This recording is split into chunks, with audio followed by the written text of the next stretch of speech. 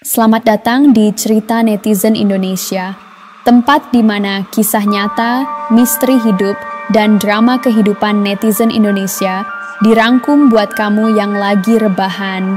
Kamu rebahan aja ya, biar aku yang ceritain. Dan di video kali ini, kita akan dengerin langsung kisah dari seorang narasumber bernama Ilham. Sejak kecil, dia selalu masuk jajaran anak berprestasi. Tapi siapa sangka, hidup membawanya pada titik yang nggak pernah dia bayangkan. Dari keputusan besar soal keluarga, karier, sampai pengalaman misterius yang mengubah segalanya. Langsung aja, kita dengerin cerita Ilham dari sudut pandangnya sendiri.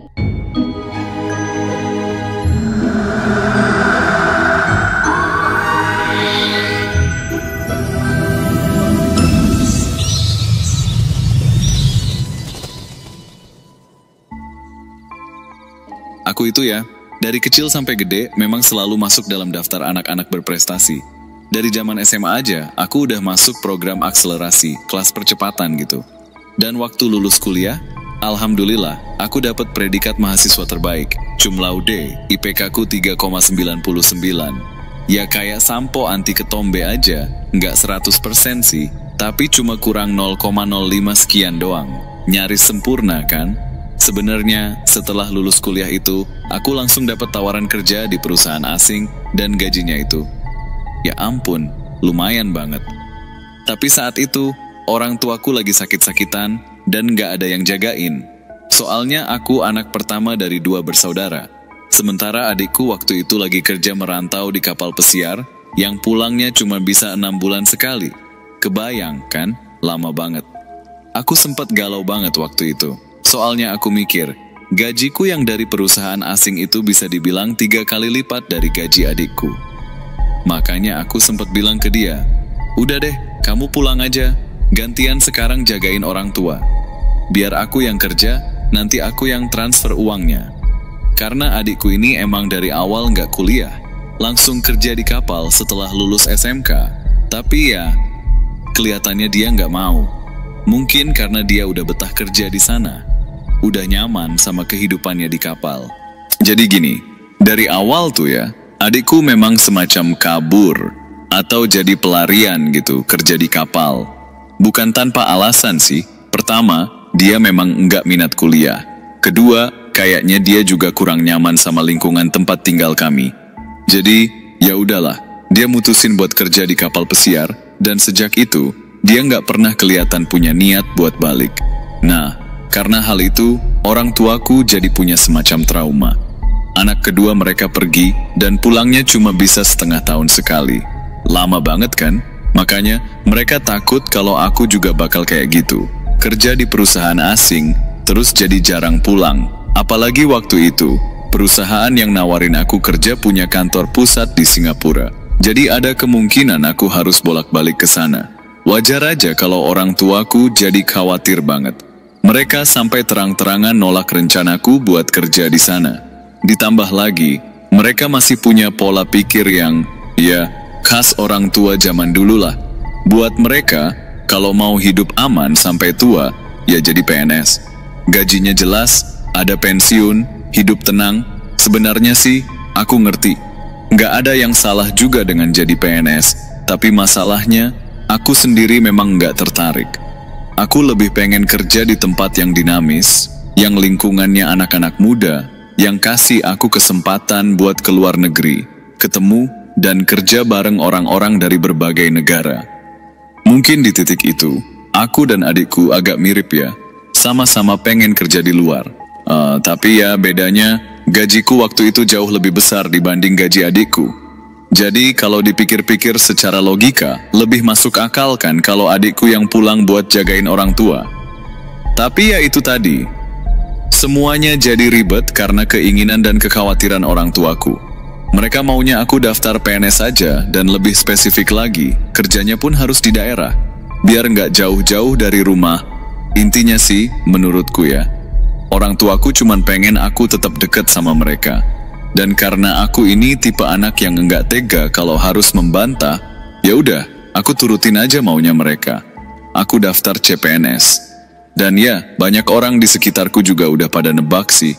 Aku pasti lolos. Soalnya memang dari dulu aku rajin belajar. Malah kalau sampai aku nggak lolos, itu baru aneh.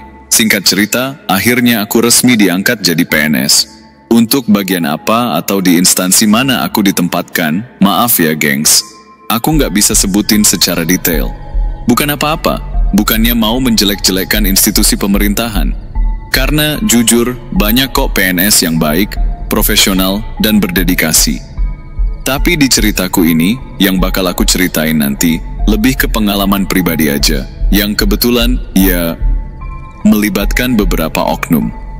Aku sendiri inget banget dulu sempat ngobrol sama temen yang juga daftar CPNS, dan katanya, "Lu mah pasti lolos lah, gua aja yang otaknya bolong dikit ini nggak tembus." Hahaha, ya gitu deh. Nah, balik ke aku, ya. Pas aku mulai kerja, ternyata bener, aku ngerasa nggak cocok sama dunia PNS. Rasanya tuh kayak aku nggak bisa berkembang. Lingkungannya seolah-olah ngerem aku gitu, padahal aku ini tipe orang yang semangat banget, pengen terus belajar, maju, dan eksplor hal-hal baru. Dan yang paling parah, aku malah merasa semacam dijahati sama atasan sendiri. Tapi aku tekankan ya, ini murni dari sudut pandang dan pengalaman pribadiku. Bukan berarti semua kantor pemerintahan kayak gitu loh. Banyak banget kok PNS yang baik, profesional, dan berdedikasi. Tapi, di ceritaku ini, aku cuma pengen berbagi pengalaman yang kebetulan melibatkan beberapa oknum aja. Oke, lanjut ya. Waktu itu aku kayak dikejar-kejar terus sama senior. Aku dikasih kerjaan bejibun, banyak banget, sampai rasanya nggak ada habisnya. Mungkin karena mereka tahu aku ini anaknya gercep, satset, dan masuk ke situ juga dengan nilai tes tertinggi yang pernah ada di divisi itu. Jadi ya, ekspektasi ke aku tinggi banget. Awal-awal sih aku jalanin aja. Namanya juga anak baru, ya kan? Disuruh ini itu, oke. Lembur pun aku sikat, tapi makin lama aku mulai ngerasa ada yang nggak beres. Soalnya yang lembur tuh cuma aku doang. Yang lain mah pulang, udah kayak nggak ada beban. Aku sendiri masih duduk sendirian di kantor, ngerjain tumpukan kerjaan yang nggak selesai-selesai. Untungnya, aku bukan tipe orang yang penakut, tapi makin lama, aku mulai ngerasa ada yang nggak beres. Soalnya semua kerjaan yang capek-capek aku beresin, dari bahan presentasi, laporan, sampai hasil analisis, ternyata malah diklaim sama seniorku sendiri. Gila nggak sih? Parahnya lagi, namaku bahkan dihapus dari semua dokumen. Jadi kayak nggak ada jejak aku sama sekali. Kalau atasan lihat, ya kesannya si senior itu yang kerja keras sendirian. Padahal yang tiap malam lembur sendirian di kantor siapa? Aku sampai pengen banget ngomel-ngomel saking keselnya. Tapi ya gitu, si senior ini emang jago banget ngejilat atasan. Nggak lama kemudian, bener aja, dia dipromosiin. Naik jabatan dong. Padahal ya, kontribusi realnya, ya itu tadi, hasil kerjaanku semua. Tapi masalahnya nggak selesai sampai situ. Setelah dia naik jabatan, bukannya lebih profesional, dia malah makin seenaknya. Dia masih tetap nyuruh aku ngerjain banyak banget kerjaan, bahkan sampai ke kerjaan pribadinya. Gila kan? Dan ya, makin lama aku makin kesel. Tapi aku ini bukan tipe orang yang suka ribut atau vokal bro. Aku dasarnya memang pendiam, kalem. Ya, biasalah. Yang pinter-pinter emang suka begitu. Beda sama yang mulutnya bawel, tapi isinya, ya, kosong melompong. Nggak usah sebut nama lah ya. Kamu pasti ngerti tipe-tipe begitu. Sampai suatu hari, aku dengar kabar yang bikin aku makin panas. Ternyata, aku difitnah sama seniorku sendiri.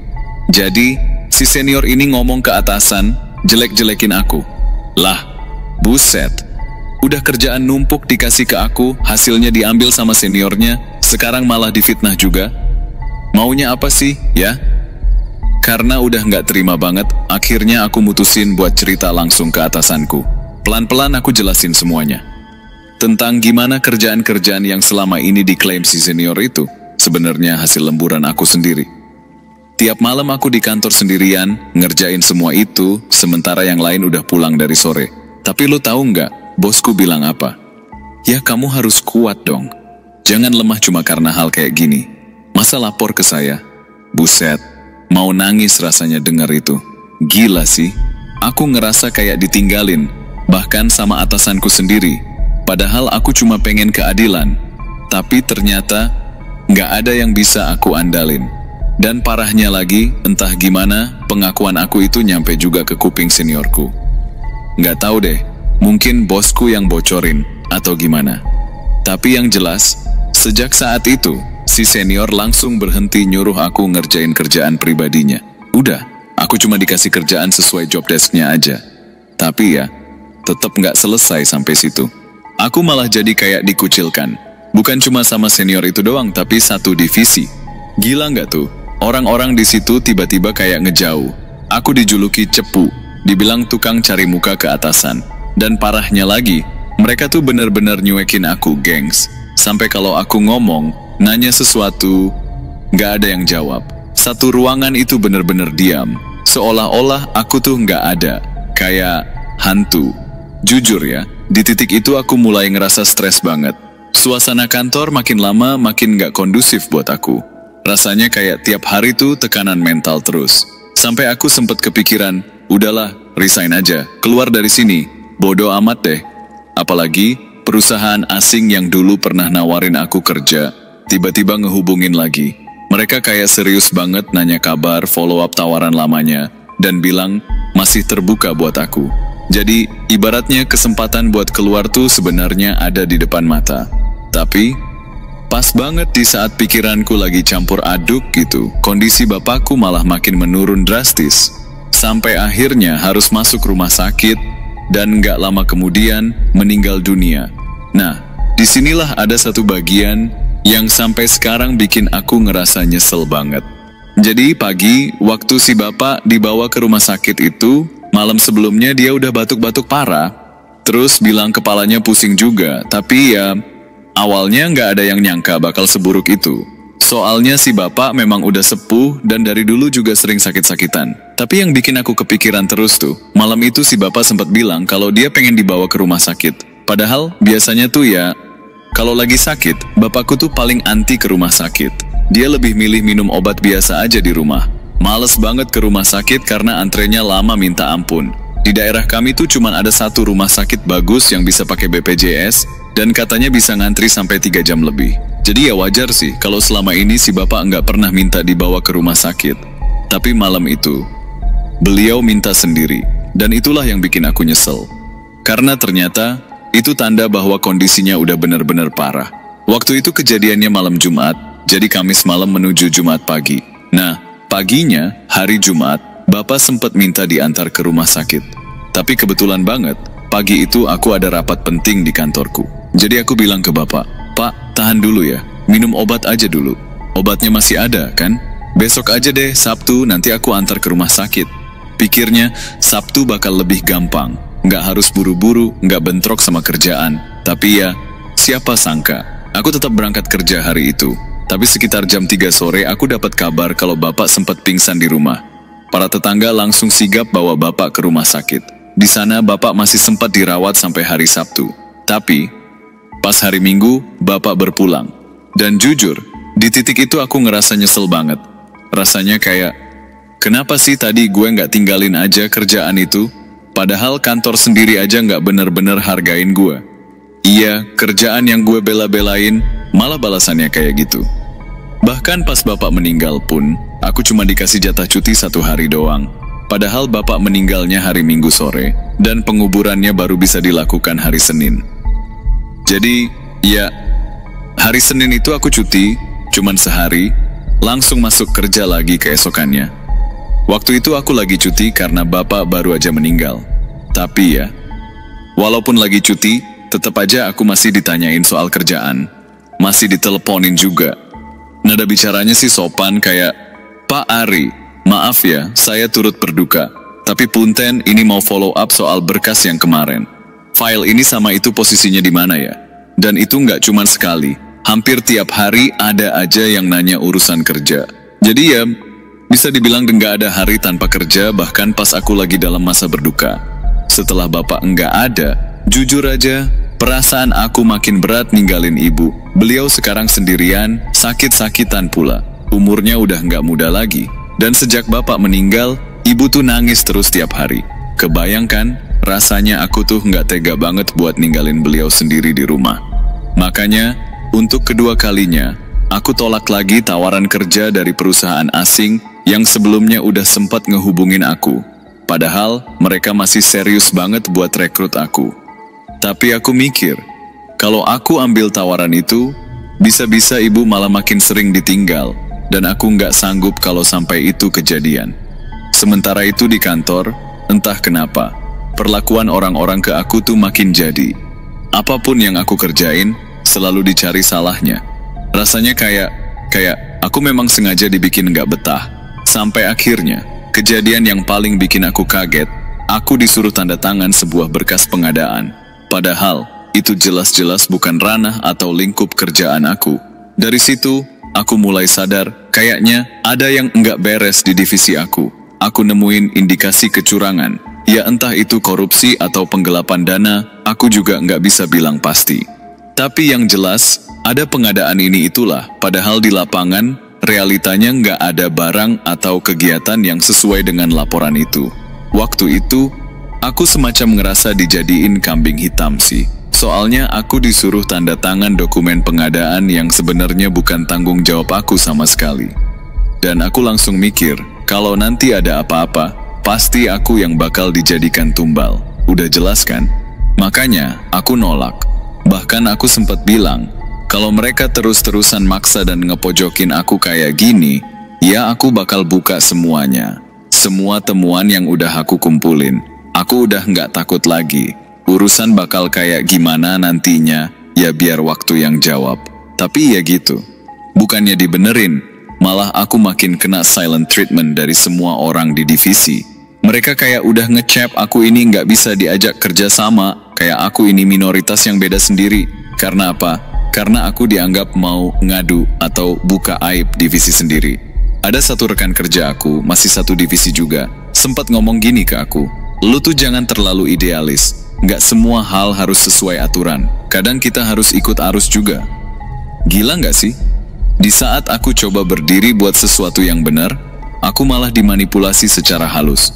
Dikasih kesan kalau apa yang aku lakuin itu salah.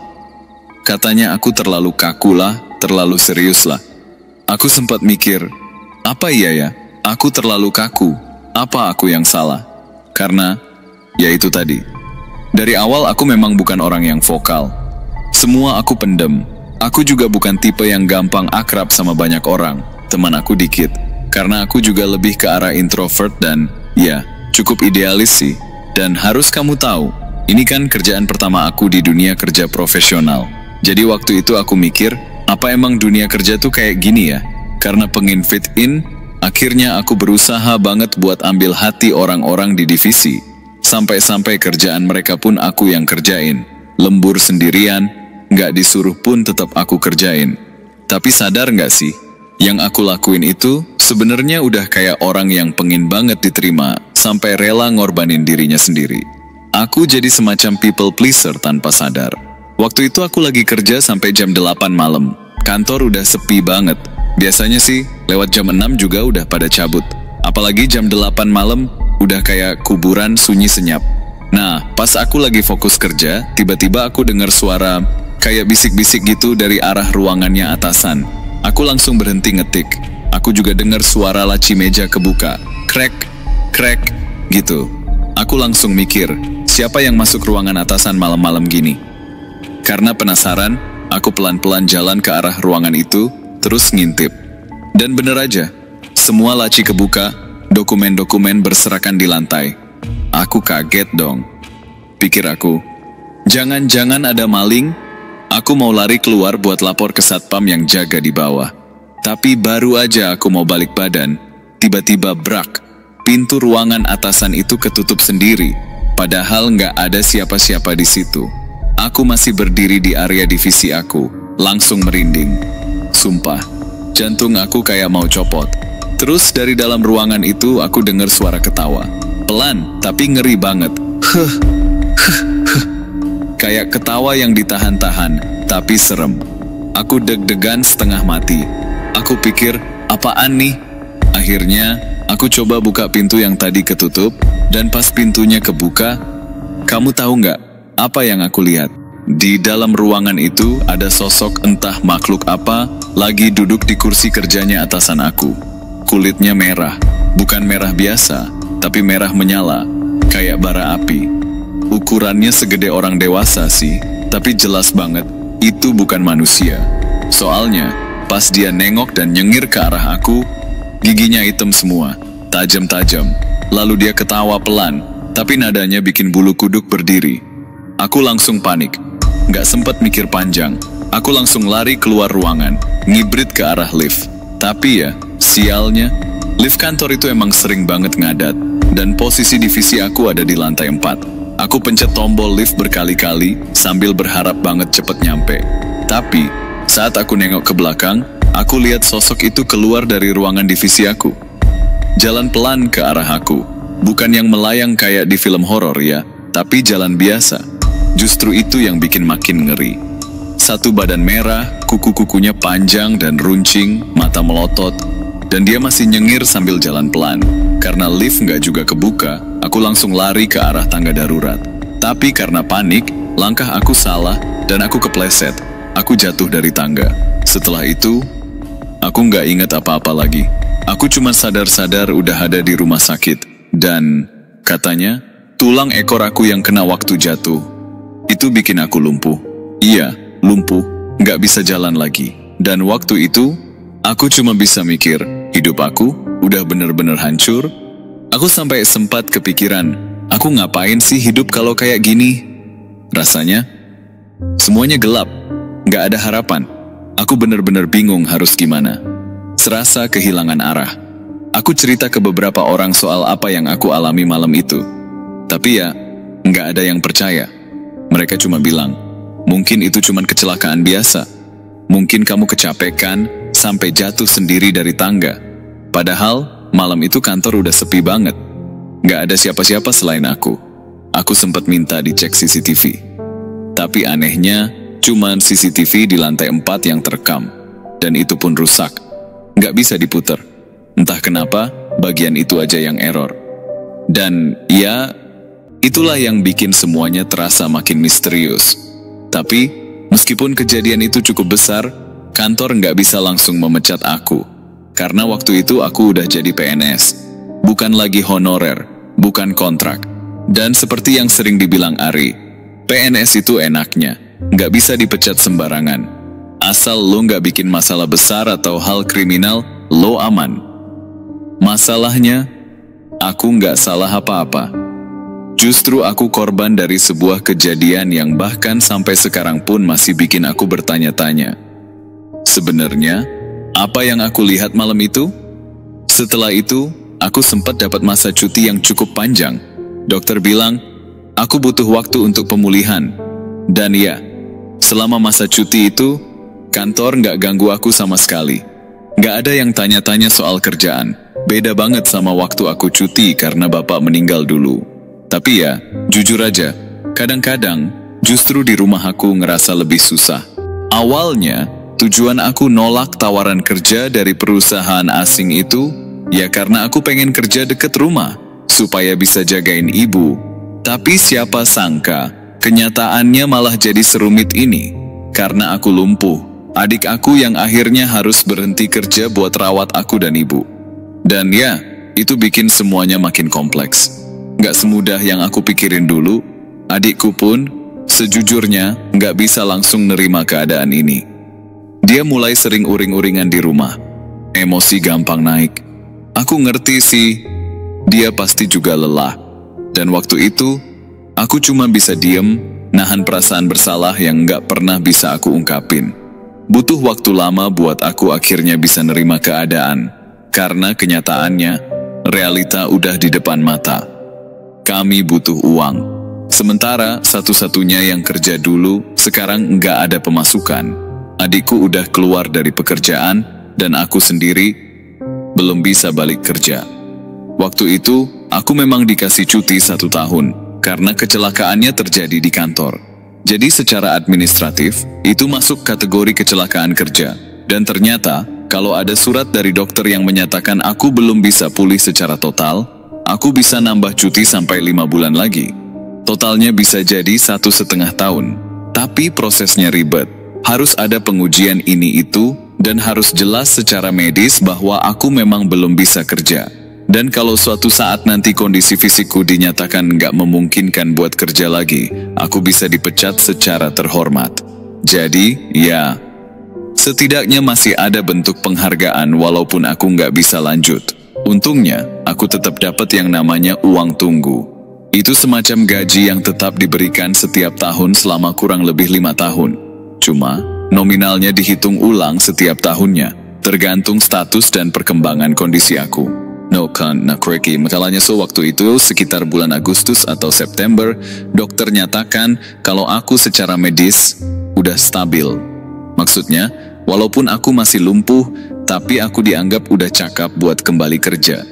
Dan karena statusku udah kayak gitu, otomatis aku nggak bisa perpanjang cuti tambahan yang 5 bulan itu.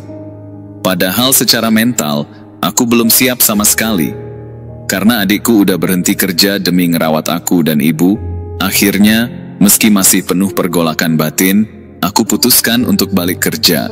Tapi waktu aku balik ke kantor, suasananya beda. Banget. Orang-orang di divisi aku, yang dulunya mungkin sekadar acuh, sekarang kayak terang-terangan ngegosipin aku. Dan yang paling menyakitkan, aku dengar sendiri omongan mereka. Dia balik kerja tuh, udah. Jangan kasih kerjaan ke dia, nanti kita dituduh bikin dia cacat lagi. Jujur, waktu itu aku cuma bisa diem. Rasanya kayak dicubit di bagian yang masih luka. Masih inget banget, waktu aku kecelakaan dan sampai lumpuh, kantor sempat kena teguran dari pusat. Katanya mereka terlalu kasih beban kerja ke aku, sampai-sampai aku lembur terus dan jatuh dari tangga di malam hari. Beritanya sempat jadi sorotan. Karyawan yang jatuh sampai lumpuh, karena lembur sendirian. Tapi anehnya, alih-alih dapat empati, aku malah makin dikucilkan. Ada satu rekan kerja aku, satu divisi juga, yang suatu hari ngomong langsung ke aku, "Udah Ri, kamu tuh nggak usah caper, nggak usah maksain balik kerja, lihat diri kamu, malah jadi beban buat kita semua." Aku masih ingat betul kalimat itu, kayak terekam di kepala aku. Belum sempet aku jawab. Dia lanjut lagi, "Kantor juga sebenarnya udah ada rencana buat berhentiin kamu secara terhormat. Biar kamu tetap bisa dapat gaji meski nggak kerja. Kan enak tuh, nggak ngapa-ngapain, tapi masih dibayar. Tapi sekarang, kamu malah makin jarang masuk. Gimana nggak makin depresi?" Dan di titik itu, aku bener-bener nggak tahu harus bereaksi gimana. Nggak tahu harus marah, harus sedih, atau harus pura-pura nggak denger. Karena buat mereka, mungkin aku cuman cerita gagal yang akhirnya harus disingkirkan. Tapi buat aku, ini hidup yang harus tetap aku perjuangkan. Gue bener-bener kaget dengar kalimat itu. Rasanya, harga diri gue tuh kayak dihancurin di depan mata, diinjak tanpa ampun. Setelah gue pikirin baik-baik, akhirnya gue ambil keputusan, gue resign. Iya, gue mundur sendiri, bukan nunggu surat pemecatan supaya masih digaji. Karena gue nggak mau hidup gue ditentukan sama sistem yang nggak pernah benar-benar peduli. Padahal, konsekuensinya gede banget. Pertama, karena gue resign atas kemauan sendiri, otomatis gue udah nggak akan nerima gaji lagi. Kedua, gue malah kena sanksi finansial. Soalnya, jadi PNS itu nggak bisa sembarangan mundur gitu aja. Ada peraturan yang harus dilalui, dan itu cukup menyakitkan. Sebenarnya, kalau waktu itu gue tetap nggak masuk kerja setelah 1 tahun, gue bisa aja diproses buat diberhentikan secara terhormat. Tetap dapat kompensasi gaji selama 5 tahun ke depan. Tapi karena gue masih punya keinginan buat bangkit, gue putuskan buat masuk kerja lagi. Dan ternyata, karena gue udah balik kerja, status gue dianggap masih mampu kerja. Proses pemecatan jadi tertunda, dan malah ribet. Akhirnya, gue ajukan resign mandiri. Tapi, keputusan itu ditentang sama banyak orang. Teman-teman dekat dan keluarga gue langsung ngomong, "Ri, yakin, sayang banget gajinya. Lagian, kamu belum ada surat pemecatan. Masih bisa kerja kok. Kalau bisa, cuekin aja tuh omongan orang-orang." Ada juga yang bilang, "Banyak loh yang mati-matian pengen jadi PNS kayak kamu." Kamu tuh harusnya bersyukur, jangan malah disia-siain. Tapi jujur ya, aku ngerasa itu semua kayak toxic positivity. Buat mereka, mungkin jadi PNS itu segalanya. Tapi buat aku yang lagi berjuang buat tetap waras dan bertahan hidup, aku cuma pengen bebas dari tekanan yang bikin aku nyaris kehilangan diri sendiri. Dan mereka lupa satu hal, aku bukan resign karena menyerah. Aku resign karena aku udah terlalu kuat bertahan sendirian terlalu lama. Tapi bukan cuman orang luar yang ngeraguin keputusan aku. Orang-orang terdekat aku juga ikut bingung. Mereka sayang, mereka peduli, tapi mereka juga nggak tahu harus ngomong apa. Adik aku malah sempat marah. Dengan wajah kecewa, dia bilang, "Aku udah bela-belain keluar dari kerjaan buat rawat kamu dan ibu lo. Kalau abang juga berhenti kerja, kita makan apa bang?" Aku nggak bisa jawab saat itu. Aku cuma bisa diam. Dan di dalam hati, aku mulai nanya ke diri sendiri. Sebenarnya, keputusan yang aku ambil ini salah nggak sih? Apa aku terlalu egois karena lebih milih mental dan harga diri sendiri daripada kestabilan hidup?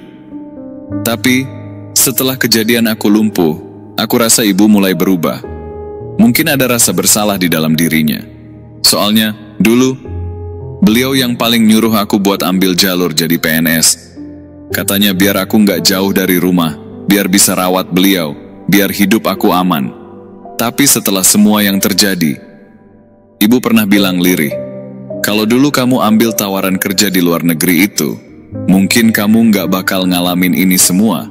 Kata-kata itu sederhana, tapi ngena banget. Aku tahu itu bukan maksudnya nyalahin siapa-siapa, cuman penyesalan sebagai seorang ibu. Dan sebagai anak, aku juga ngerasa, ya, dulu aku nurut, karena aku pikir itu jalan yang benar. Tapi kita manusia, ya, kita cuma bisa nebak-nebak masa depan. Nggak ada yang tahu takdir kayak gimana. Aku inget banget waktu pemakaman bapak, aku masih harus ngecek laporan dari HP, masih dikejar-kejar kerjaan, bahkan masih harus hadir online di rapat. Ibu lihat semua itu, dan beliau tahu betapa stres dan gak bahagianya aku waktu itu. Tapi ya, nasi udah jadi bubur. Yang bisa kita lakuin sekarang cuma terima dan jalan terus. Akhirnya, ibu bilang, "Ari, sekarang kalau kamu mau keluar dari kantor, gak masalah. Pokoknya, sekarang yang harus kamu pikirin itu diri kamu sendiri. Sayangi dirimu, sayangi mentalmu, supaya kamu bisa tetap waras." Ibu minta maaf ya nak. Ternyata ibu salah. Ibu kira ibu tahu apa yang terbaik buat kamu, tapi sekarang waktunya kamu yang harus memilih yang terbaik buat diri kamu. Waktu ibu ngomong kayak gitu, rasanya aku kayak dapet restu. Semacam angin segar yang bikin hati aku jadi lebih tenang. Dan mantap buat menentukan pilihan. Aku mikir, aku nggak boleh terus-terusan jahat sama diri sendiri. Cukup orang lain aja yang jahat sama aku. Jadi, akhirnya aku mantap buat resign secara mandiri. Aku yang ajukan sendiri. Memang konsekuensinya, aku nggak akan dapat gaji lagi ke depannya. Tapi untungnya, saat itu kantor nggak ngasih penalti apapun. Mungkin karena mereka juga ngerti, kalau secara kondisi, aku memang udah nggak memungkinkan untuk kerja lagi. Setelah resign, aku mulai mencoba melamar ke perusahaan asing yang dulu sempat menawarkan pekerjaan padaku. Mungkin memang sudah rezekiku ya, karena akhirnya aku diterima. Tapi, posisi yang ditawarkan kali ini berbeda dengan tawaran awal. Kali ini, aku diterima untuk bekerja remote, atau dengan kata lain, bekerja dari rumah. Untungnya, dengan perkembangan teknologi sekarang, aku bisa bekerja dengan nyaman meskipun keinginanku untuk bolak-balik ke Singapura, dan bekerja langsung di kantor pusat di sana akhirnya gugur. Semua dilakukan melalui meeting online. Aku merasa bersyukur banget, karena pekerjaan yang aku jalani sekarang ini jauh lebih cocok dengan diriku, dan lebih sesuai dengan passion yang aku punya. Padahal, kalau saja aku bisa tinggal dan bekerja di Singapura, siapa tahu aku bisa jadi salah satu yang ikut hashtag kabur aja dulu, kan? Tapi waktu terus berjalan sampai pada satu hari, ceritanya, aku lagi Zoom meeting sama salah satu rekan kerjaku di Singapura. Namanya Christine, seorang cewek Chinese Singapura asli. Itu pertama kalinya kami tatap muka langsung secara online. Biasanya, kami cuma saling email-emailan aja. Ternyata, Si Christine ini punya kemampuan yang agak aneh, semacam kayak cenayang gitu. Di luar negeri, banyak orang yang punya kemampuan kayak gitu kan? Waktu kami lagi ngobrol berdua, Christine tiba-tiba nanya, "Ari, kalau boleh tahu, gimana ceritanya kamu bisa sampai mengalami kelumpuhan?" Christine tahu kalau aku itu kecelakaan, tapi menurut dia, kejadian itu masih terbilang baru, cuma setahun lebih. Christine merasa sangat menyayangkan kejadian itu bisa berakhir seperti itu, padahal aku dikenal sebagai orang yang sangat kompeten dalam pekerjaanku. Kalau saja kondisiku normal, bisa aja aku kesana kesini dengan leluasa, dan tentu saja, itu bagus banget buat karirku. Aku pun cerita aja sambil bercanda, berusaha nggak terlalu memikirkan apa yang terjadi, karena aku udah belajar untuk berdamai dengan keadaan. Tapi, di dalam hati aku sempat mikir, siapa juga yang bakal percaya sama ceritanya? Pasti mereka ngira aku halu.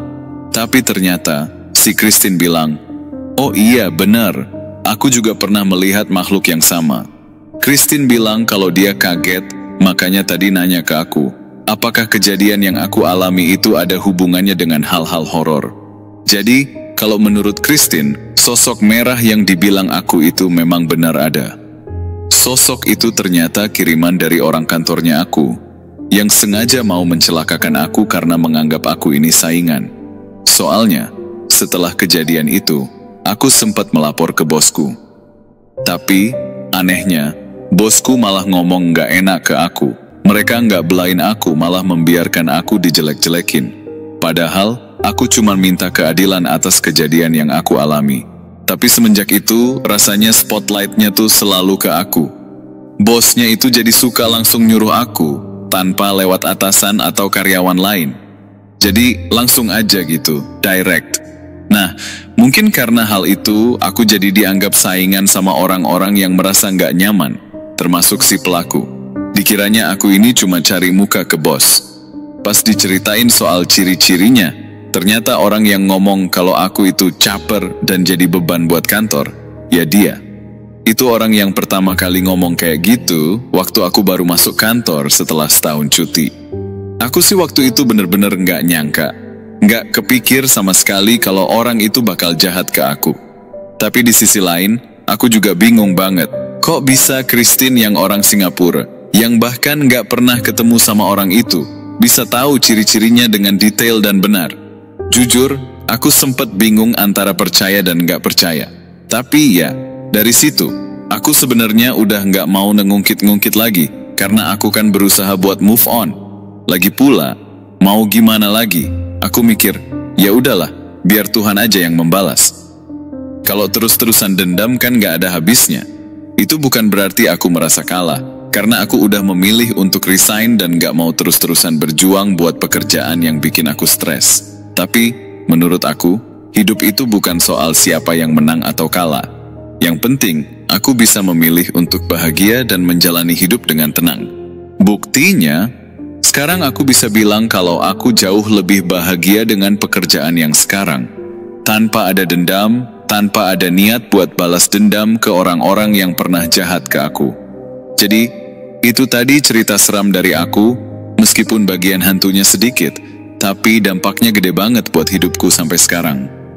Aku percaya, mungkin hikmahnya adalah, akhirnya aku dapat restu dari ibu untuk ambil jalan hidup dan pekerjaan yang aku inginkan. Dan alhamdulillah, sekarang pekerjaanku ini cukup buat ngidupin diri aku sendiri, adikku, dan juga ibu. Aku sempat mikir, kalau dulu aku nekat ambil tawaran dari perusahaan asing itu, maksudnya, dari awal aku emang punya cita-cita lain selain jadi PNS, tapi kalau nggak direstuin orang tua, bisa jadi jalan yang aku pilih akan jauh lebih berat. Bahkan mungkin bakal ada rasa penyesalan di kemudian hari. Tapi ya, apapun itu, aku sadar satu hal. Kita nggak bisa terus-terusan mikirin segala kemungkinan yang mungkin terjadi, karena ujung-ujungnya, kita sebagai manusia nggak akan pernah tahu takdir seperti apa yang Tuhan rencanakan buat kita. Sebagai penutup, aku belajar buat nerima kenyataan dan memilih jalan yang lebih cocok sama kebahagiaanku sendiri. Karena pada akhirnya, hidup ini bukan soal siapa yang menang atau kalah, tapi tentang gimana kita bisa bahagia dengan pilihan yang kita ambil. Semoga cerita ini bisa jadi pelajaran juga buat kamu yang lagi bingung milih jalan hidup. Kadang, jalan yang kita pilih emang nggak selalu mulus. Tapi yang penting adalah gimana kita bisa tetap berdiri, hadapin rintangannya, dan terus berusaha buat jadi bahagia. Nah, itu dia cerita dari Ari yang penuh lika-liku, teman-teman. Semoga kita bisa ambil pelajaran dari setiap perjalanan hidup yang penuh tantangan ini. Ingat, hidup bukan soal siapa yang benar atau salah. Tapi bagaimana kita bisa terus berjalan dan memilih untuk bahagia meskipun jalan yang ditempuh nggak selalu mudah. Jangan lupa untuk selalu berusaha dan menjaga mental kita ya. Terima kasih sudah menyimak cerita kali ini. Sampai jumpa di cerita berikutnya. Jangan lupa like, komen, dan subscribe. Kamu rebahan aja biar aku yang ceritain.